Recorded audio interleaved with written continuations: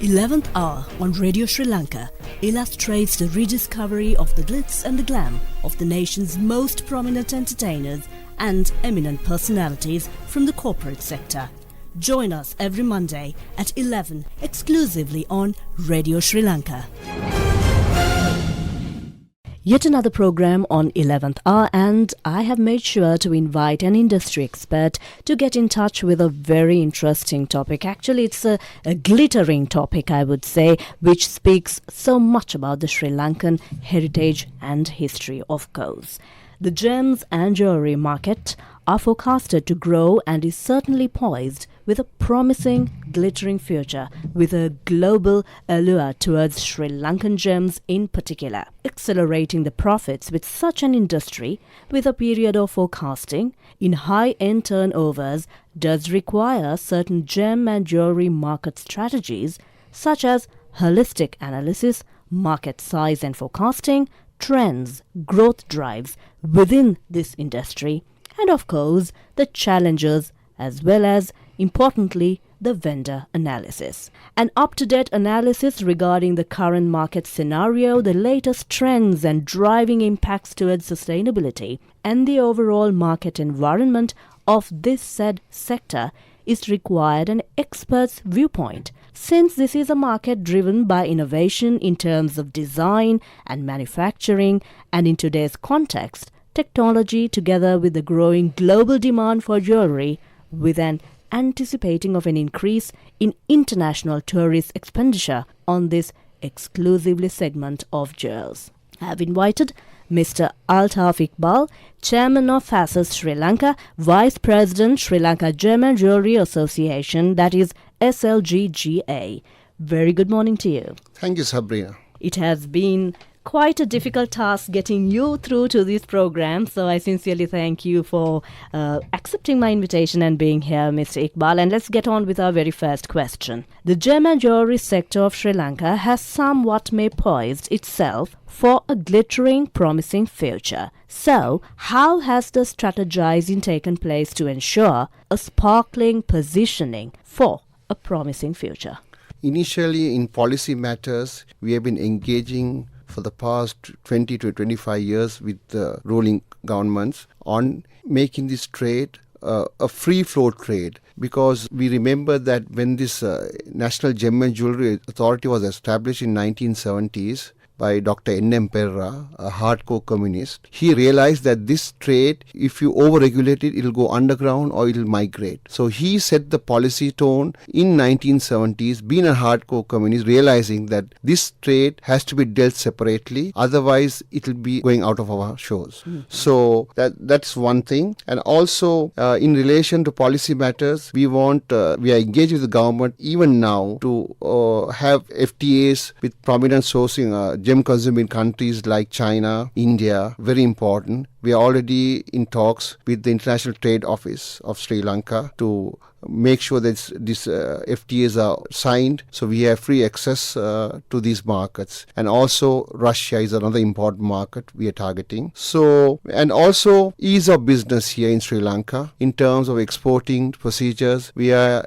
actively engaged with National Gem and Jewellery Authority to make sure that ease of business is there in the process of exports. And within 2-3 hours, even a customer comes from overseas, within a few hours he should be able to seal his parcel and take it back. Mm-hmm. So we and also in promotions also facets is the important aspect what we are playing, and I'll be explaining to you later on the facets. Right. Has this sector prioritized as industry trendsetters, gripping the stronghold as market leaders in the international market? Yes, because we are the oldest source in the world for gemstones. Mm-hmm. We have a history of 2,300 years. So we are the trendsetters. We are in this business before anyone else in the world. So we have the best rough experts in the world. We have the best cutters here, the best burners here, and also the best polishers. So this is the asset we have, and we must make sure that we make it a hub. Mm-hmm. Sri Lanka should be a hub for gem and jewelry trade, and that's what we aspire to be. And we are keenly engaging with the government on that aspect. And also Most of our dealers go overseas to buy rough stones in Africa. We want the government to support them, encourage them, because 60% of our stones exported from Sri Lanka are imported stones. So we have to focus on that. And also, we want to make sure that we stick to our traditional mining methods. We are against large-scale mining because that will be bad for our environment, and our future generation won't enjoy this resource. So we want to make sure that no big large-scale foreign company comes and acquires our lands and does large-scale mining. So we are discouraging that.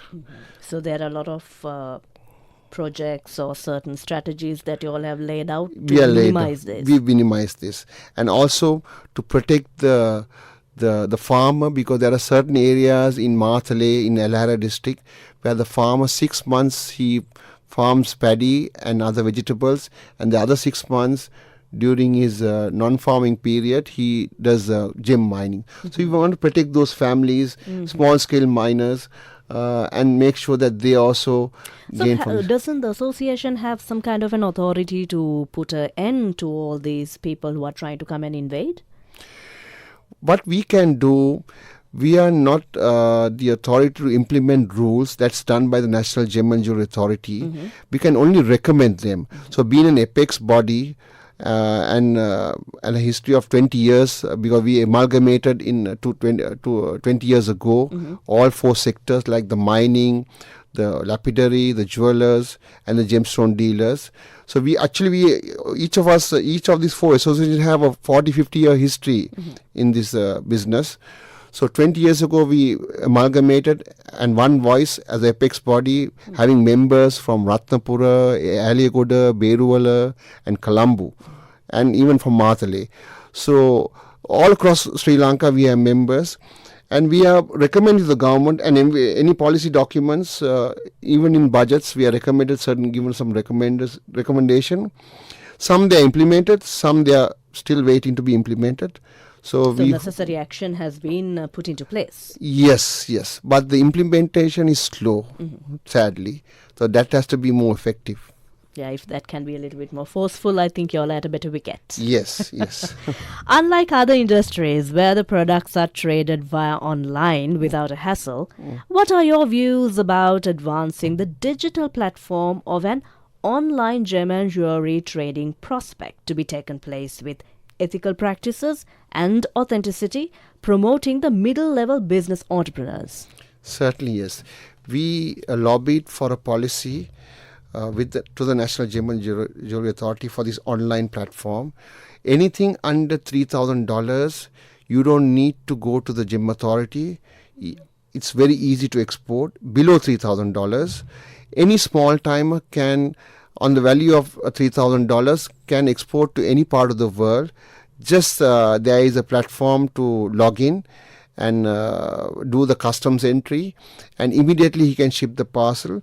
But still, there are some glitches. There are some bottlenecks there, which has to be corrected. I hope that the customs and the National Gem and Jewelry Authority get together and streamline this, so it will be very effective.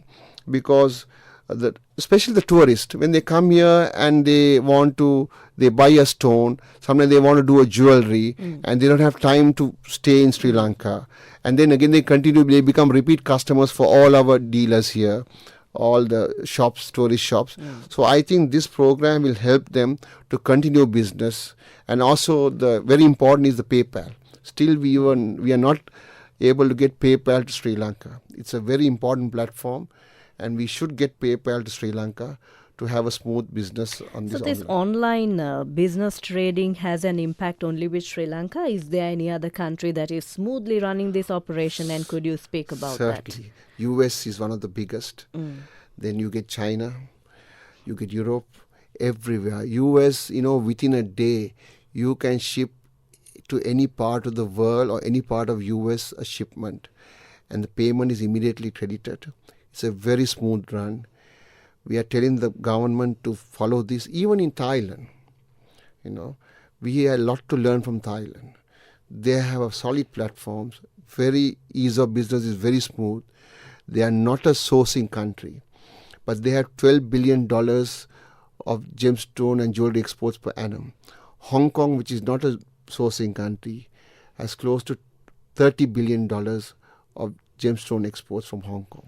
So because we are not trading just a garment or a book or some kind of, a usual item that we tend to sell through online. This is gems we are talking about. Yes. So is it because it is such a valuable item that Sri Lanka does not have the sufficient infrastructure when it comes to digital and so on? Is that why they are so lethargic to even work on this more promptly? Because we have to look at it from a local viewpoint, unlike countries like you mentioned, USA and the Europe, where they're fully backed with a digital platform. But here, Sri Lanka, we have a lot of loopholes in growth. So is that why there's a delay in promoting this kind of a venture through online? First of all, the policymakers should understand that this product, 99% is exported. And it's a dollar revenue. Right? Although from this 99.9%, maybe 2-3% might be sold to local tourists here, or maybe 5%. The rest is all exported. That is the percentage. Yeah, percentage, right? And that too the tourist pays in dollars. So it's a dollar revenue. So why do you want to constrain this product and restrict it? Let's open out. Make this product available to any part of the world. The exporter should be able to ship it within a day, right? He should be able to, because everybody's on Instagram and, things have TikTok. changed. Yeah, any girl who wants to get engaged next year should be able to send a design to her jeweler in Sri Lanka, design a ring, she wants a Sri Lankan sapphire. That's the concept. Yeah, that's the concept. We That's need the to trend. develop. Yeah. So we have to develop that.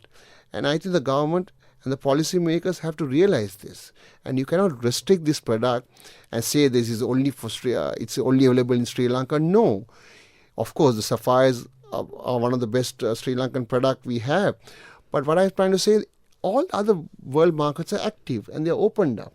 So we have to engage with the new generations. If we want to market this product, we have to open up. Already we are late. We are very late. The Sri Lanka Gem and Jewelry Association can be certainly considered as the leading voice for the industry in Sri Lanka since year 2002. Give us some highlights about the significant milestones of achievements of initiating FASUS, Sri Lanka Gem and Jewelry Show. This was initiated in 1991 by the members of the association, and we first started in Hilton. We developed the show, and then it was becoming too big, and then we moved to BMICH, and now we have come back to Cinnamon Grand. So this is the only international gem and jewelry show which was held uninterrupted for past 29 years. That's a huge achievement. Even during the peak of war, the show was going on. We only stopped due to COVID. And then what we did was last year in 2023, we moved to Cinnamon Grand. We changed the dates from September, we brought back to January. The reason being, all our wholesale buyers in Europe and US and China are keen to come during the first week of January. And also, it is the peak of tourist season in Sri Lanka. So we thought that will be the best time to have it. And we had the best show ever in 30 years. We had a good turnout of buyers and local footfall. So we want to continue this progress. We are going to do an even bigger show. That will be our 30th show we are going to promote it, because that was the premiere show we did, a small show. This will be bigger, 2024, from the 6th to 8th of January. That's a Saturday, Sunday and a Monday at Cinnamon Grand at the atrium lobby. We are going to have this show. And to celebrate our 30 years, we are going to have a sustainable pavilion, which will consist of the whole story of mine to market of Sri Lankan gemstones. We are going to have the biggest sapphires, the masterpieces displayed there. the biggest sapphires, because we want to replicate what we did in Dubai in last February at the Expo. So we'll be doing that. So all the Sri Lankans and our foreign guests and buyers will be able to see these amazing sapphires, which no other country has ever produced these kind of supplies and sizes. So we are the oldest source. We have a history of 2,300 years. Which you can boldly boast. We can boldly boast. But we want to bring this whole story into life and have a fantastic presentation at the next Facets, which will be on the 6th to 8th of January 2024 at the Cinnamon Grand. So looking forward to this, because this will attract more tourists who are not even interested in gem and jewelry, just to come and see exactly what these entire exhibits are going to be. Yes. Apart from the Facets Gem and Jewelry Show, what sort of methodologies has the SLGJA provided as opportunities for SMEs to establish their trade symbol to market their products among well-established industry giants of suppliers in Sri Lanka? Yeah, one is the Facets show initiated, Facets Sri Lanka, what we call our show. Some of the buyers who came for the first show are still continue to come to Sri Lanka. This was the window in which we showed the Sri Lankan product to the world, the gemstone product. And also the SLGJ initiated pavilions in the Two-Zone show, in the Hong Kong show, and also shows in China. So SLGJ initiated these, even SMEs to go to these shows and display their, and they have become big exporters now. And also at the Facets show, we, with our co-organizers, the National Gem and Jewelry Authority, are going to have a SME pavilion, which will be given free of charge through the National Gem and Jewelry Authority. Have you done that before, or is it the very first time you're introducing? Every year we have done that. Right. Every day, because we want to give back to the country. We want to bring up the SMEs to a middle or a high export segment, and we are doing that. And there are so many stories of success stories of people who have come through Facets and become big exporters or big producers of gem and jewelry. Mm-hmm. Right.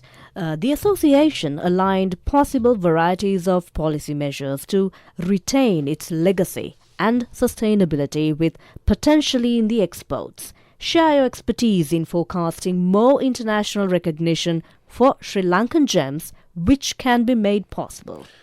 One aspect we had to highlight is the sustainability of this industry. How this industry is operated in Sri Lanka. There is no child labor, right? It's all small-scale mining, right? We don't want to have large-scale mining. We want to have everybody benefit from the industry. There are 600,000 people, individuals who are benefiting from this industry. Mm-hmm. We want to maintain that.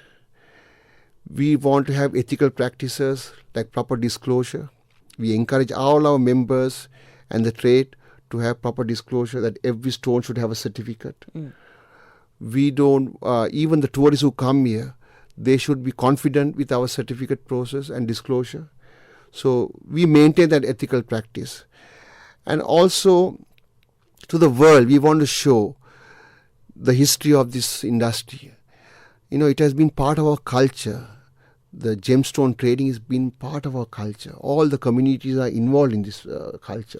You go to Ratnapura, you go to Alara, you go to Beruwala, Gaul, Colombo. You can see that culture. You can see some trading houses who are 5 to 6 generations in this business, and they continue to do that. You can see some cutters and burners who have, given the expertise from father to son. You can see that. So this industry has to, I think it has a promising future if we have the right policies. And the world, especially the wholesale buyers and the jewelry houses, know about it. They are aware of Sri Lankan gem industry. That's why there's a high demand for Sri Lankan gemstones all over the world. And we have to continue promoting this industry. And I just have a cross question. I do know that you all must be spending quite a lot of quality time carrying out a lot of campaigns to promote this industry to the world market. How strong and how effective is your campaigns? Is there more room to growth? Yes. Like last year we did the Sapphire Sri Lanka campaign where we launched 11 videos across the globe depicting, promoting the industry and the country together.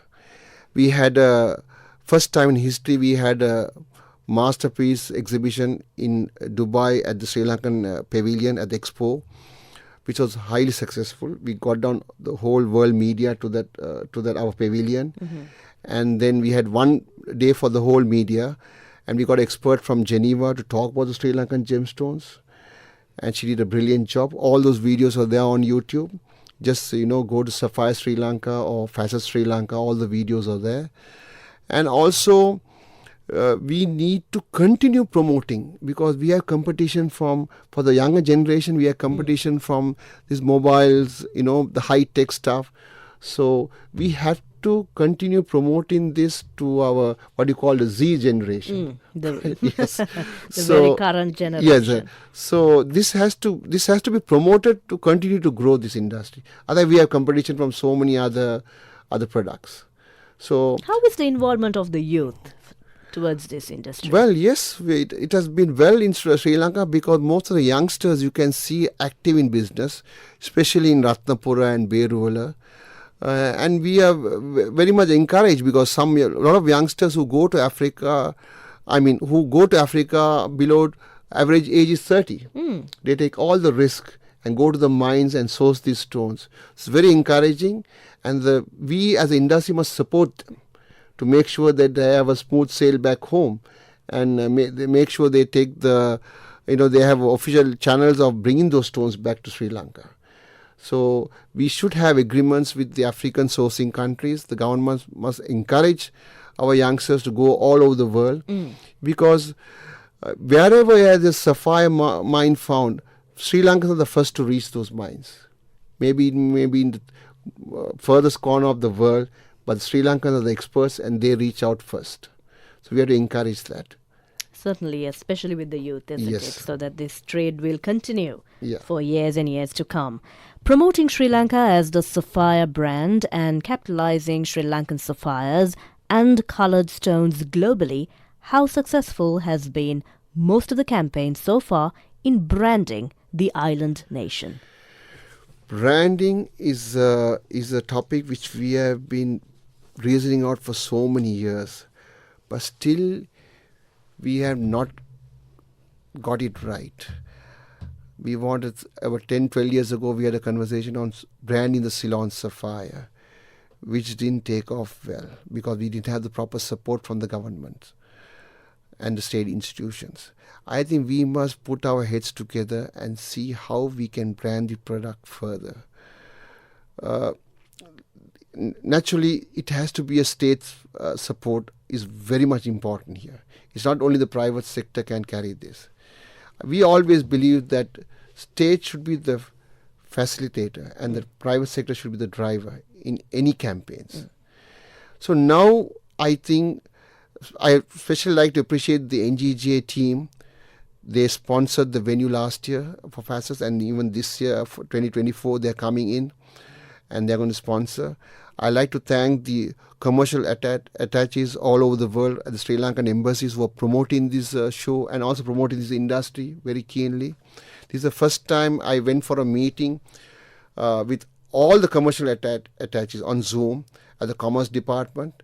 Very much encouraging. It's encouraging to see they're very keen to promote Sri Lanka now. We have to all work together. Even when you have, for example, Ceylon tea, we can tie up with Ceylon tea to promote Ceylon sapphire. We can tie up with Sri Lanka cricket. That's another brand ambassador we have to promote Ceylon sapphire. So what I say is when you have an international event in Sri Lanka or overseas, we should combine, and especially the Ceylon Tourism Board, we must combine with them because our industry is aligned to tourism. And we want to make sure that every tourist who comes here buys a pack of Ceylon tea and also buys a gem-studded jewelry with Ceylon gemstones. It's so very sometimes important. certain industries cannot go solely by themselves. You have Yes. to Yeah. get into the key markets in this Yeah. caliber, isn't it? Yes. So I hope that Ceylon tourism comes on board for the 2024 facets They couldn't come for 2023. So I hope that they come in and support us, and we'll make sure that we promote the country also. Because all our campaigns, we promote the country and the gemstone industry together. Yes, you say Sri Lankan gems, isn't it? Yes. That itself carries the Yeah. nation right in front. True enough. Very interesting and a very, very well-detailed discussion, of course. This industry certainly identifies, since lately, the enhanced vendor engagement, be it through social media, other channels and platforms, as one of the prime reasons driving the gems and the jewelry market growth presently, and maybe during the next few years with a positive return. The introduction of a global reach, primarily centralizing Sri Lanka as the hub to allure more sales and purchases of gems and jewelry, the market and the growing demand for cross-cultural jewelry designs will lead to a sizable demand in the market, positioning the island nation as a key market player with a solid stability. Today's discussion was on an objective with a combination of primary and secondary information, including inputs from a key participant in the industry who has assisted to create a landscaping of a successful momentum that the industry has created with Sri Lankan gems by placing this to an universal eye towards market value and returns. We sincerely thank you for connecting with the 11th hour, Mr. Altaf Iqbal. We were in conversation with Mr. Altaf Iqbal, Chairman of FASIS Sri Lanka, Vice President Sri Lanka Gem and Jewelry Association. And prior to concluding, let me have a quick discussion with regard to this beautiful, elegant, a masterpiece, I would say, with regard to a beautiful what can I say? I'm totally speechless as well, because the images really caught my eye, and it is like an entire summary of Sri Lanka in few pages. Yes. The Sri Lankan Gems book was launched by Sri Lanka Gem and Jewelry Association 5 years ago, and this is the first and the only coffee book on Sri Lankan gemstones. We have invested a lot of funds into this. This was printed in Hong Kong. It's a fantastic book for anybody who's a collector, who's a lover of gemstones. It's available at this SLGJ, and it's sold at ₹5,000, and anybody can call and reserve their copy, and we'll be posting it to them. I think this is a must-have copy. Yes. That is exactly I could say, because I was honestly speechless. Every page I was browsing through, taking a look at it. It makes me spend at least 3 to 4 minutes on each page, because each image which was captured has an exclusive, unique touch. Thank you for bringing this over to this discussion, because it was a wonderful highlight and a pinnacle prior to concluding the talk show. Thank you very much for connecting with 11th hour, Mr. Altaf Iqbal. Thank you very much. It was a pleasure to come here and share my thoughts on the industry, and looking forward for your support in promoting our industry in the future. Certainly, of course, as Radio Sri Lanka would always do, to stand by a Sri Lankan industry with great pleasure. I'm Sabrina Zawahir signing off from 11th hour. 11th hour on Radio Sri Lanka illustrates the rediscovery of the glitz and the glam of the nation's most prominent entertainers and eminent personalities from the corporate sector. Join us every Monday at 11 exclusively on Radio Sri Lanka.